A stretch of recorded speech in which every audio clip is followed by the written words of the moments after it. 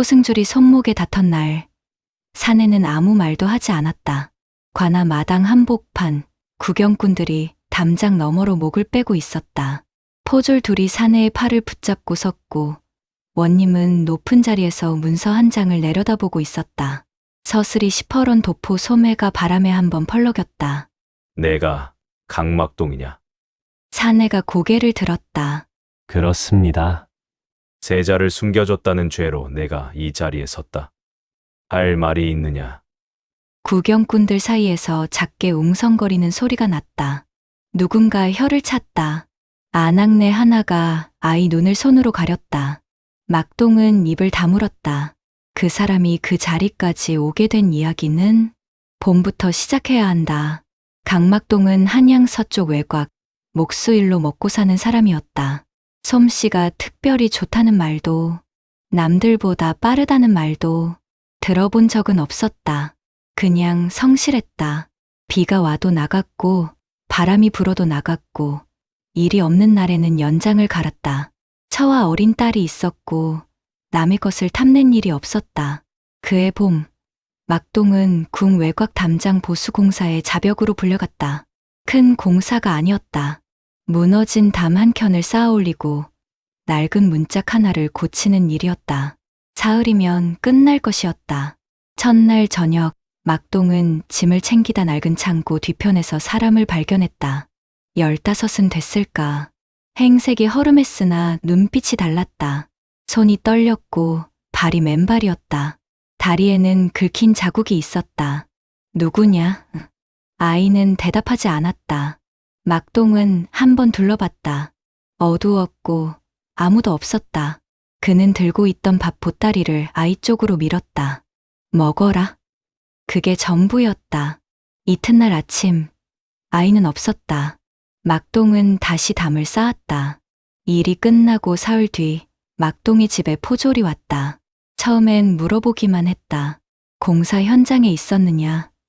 뒤편 창고를 들른 일이 있느냐? 막동은 있었다고 했다. 이상한 것을 보지 못했느냐? 못 봤다고 했다. 포졸이 돌아갔다. 열흘이 지났다. 그리고 이번엔 둘이 왔다. 막동이 끌려간 관아는 고요했다. 이른 아침이었다. 원님은 아직 자리에 없었고 아전이 먼저 신문을 시작했다. 그날 창고 뒤에서 아이를 본 것을 왜 보고하지 않았느냐? 아이 하나 본 기억은 있습니다. 봤으면서 왜 보고하지 않았느냐? 밥을 구걸하러 온 아이쯤으로 알았습니다. 아전은 붓을 내려놓았다. 그 아이가 세자였다. 그날 밤 세자가 궁에서 사라졌었다. 내가 그를 숨겨줬다는 고발이 들어왔다. 막동은 그 자리에서 아무것도 말할 수 없었다. 세자라는 말이 왜 거기서 나오는지, 왜 세자가 궁 담장 뒤편에 맨발로 서 있었는지, 그것을 막동이 어떻게 알 수 있었겠는가. 그러나 아전은 다음 줄을 이미 쓰고 있었다. 소문은 빠르게 퍼졌다. 막동이 영모에 연루된 자를 숨겨줬다는 말이 돌았다. 세자가 왜 그 자리에 있었는지, 어떤 사정이 있었는지는 아무도 몰랐고 아무도 알려하지 않았다.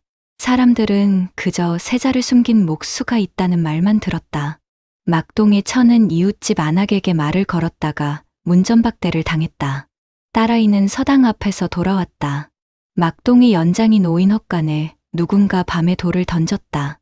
막동은 관아 창고 옆방 하나에 갇혀 있었다. 음식은 하루 한 번 들어왔고 물은 직접 말해야 받을 수 있었다. 그는 거기서 사흘을 버텼다. 넷째 날, 원님이 직접 들어왔다. 원님은 40 중반의 사람이었다. 목소리가 낮고 서두르지 않는 사람이었다. 내가 밥을 준 것이냐? 그렇습니다. 왜 줬느냐? 배가 고파 보였습니다. 원님이 눈을 가늘게 떴다. 세자를 알아보고 숨긴 것이 아니냐? 막동은 고개를 저었다. 아닙니다. 잠시 침묵이 흘렀다. 원님이 물었다. 그날 아이가 다른 말은 하지 않던가. 막동은 기억을 더듬었다. 아무 말도 하지 않았습니다. 밥을 받아들고 고개만 숙였습니다. 원님이 나갔다. 열흘이 더 지났다. 막동은 이제 이 일이 어떻게 끝날지 가늠할 수 없었다. 영모에 연루됐다는 말은 한 번 붙으면 떼기가 어렵다는 것을 그도 알았다. 아전이 작성한 문서는 이미 상부로 넘어갔다는 소문도 들렸다. 그날 밤 막동은 자신이 기억하는 것들을 하나씩 떠올렸다. 아이의 손이 떨렸다. 발이 맨발이었다. 다리에 긁힌 자국이 있었다. 밥을 받을 때 두 손으로 받았다. 고개를 숙였다. 그리고 막동은 눈을 떴다. 아이가 허리를 숙이던 방향이 있었다. 막동을 향한 것이 아니었다. 담장 너머 궁 안쪽을 향해 숙인 것이었다. 그것이 무엇을 뜻하는지 막동은 그제야 알았다. 이튿날 아침 막동이 아전에게 말했다. 원님께 전해 주십시오. 드릴 말씀이 있다고요. 아전이 코웃음을 쳤다. 지금 와서 할 말이 생겼다는 게냐? 그렇습니다. 원님이 온 것은 오후였다. 막동은 조용히 말했다. 그 아이는 창고 뒤로 피한 것이 아닙니다. 담장 안으로 들어가려다 길을 잃은 것입니다. 밥을 받고 허리를 숙인 방향이 궁 안쪽이었습니다. 숨어있는 사람이 아니라 돌아가려던 사람이었습니다. 원님이 천천히 눈을 들었다. 그것을 어떻게 증명할 것이냐. 제가 그 아이에게 밥을 주고 돌아선 뒤 담장 쪽에서 돌 하나가 떨어졌습니다. 아이가 담을 넘다 건드린 것입니다. 그 돌이 아직 그 자리에 있다면 원님이 자리에서 일어났다. 사람이 나간 것은 그날 저녁이었다. 담장 아래 반쯤 박혀있던 돌 하나가 바깥쪽으로 기울어진 채 있었다. 안에서 밖으로 밀린 것이 아니라 위에서 아래로 내려오다 부딪힌 흔적이었다. 기와 한 조각도 함께 떨어져 있었다. 이틀 뒤 궁에서 사람이 내려왔다. 세자는 그날 내관을 피해 담을 넘다 넘어진 것이 밝혀졌다. 장난기가 지나쳤던 것이고 궁 밖에서 길을 잃어 헤매다 해가 지기 전 다시 담을 타고 돌아갔다는 것이었다. 막동에게 밥을 받은 일도 부인하지 않았다. 아전이 적어 올린 문서는 그 자리에서 거둬졌다. 막동이 관아 마당을 나온 것은 그로부터 사흘 뒤였다.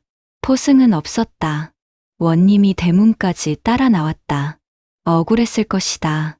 막동은 별말하지 않았다. 들어가시지요. 날이 차갑습니다. 원님이 잠깐 막동을 바라보다 돌아섰다. 막동은 좁은 골목길을 걸었다.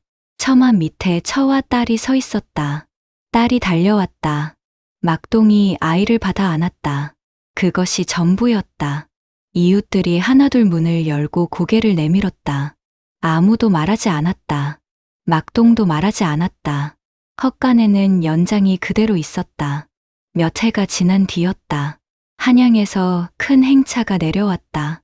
새 임금이 즉위한 뒤 궁 밖으로 처음 나오는 길이었다. 사람들은 길가에 무릎을 꿇고 머리를 숙였다. 말발굽 소리가 골목을 가득 채웠다. 그런데 행렬이 마을 어귀에서 멈췄다. 가마 문이 열렸다. 임금이 천천히 내려섰다. 그리고 곧장 한 집 앞으로 걸어갔다. 목수 강막동의 집이었다. 막동은 그 자리에 서서 고개를 숙였다. 잠시 뒤 임금이 말했다. 그날 밤 밥을 내어준 사람이 너였느냐? 막동은 대답하지 않았다.